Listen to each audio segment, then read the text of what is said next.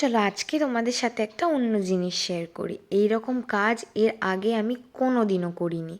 টাকা জমাবো বলে বাজার থেকে চটপট করে গিয়ে একটা লক্ষ্মীর ভাঁড় কিনে নিয়ে চলে এসেছিলাম, কিন্তু ব্যাপারটা প্রচণ্ড সিম্পল লাগছিল আমার, যার জন্য ভাবলাম যে একটু কিছু ডিফারেন্ট করা যাক, আর বসে গেলাম এই কালার্সগুলো নিয়ে।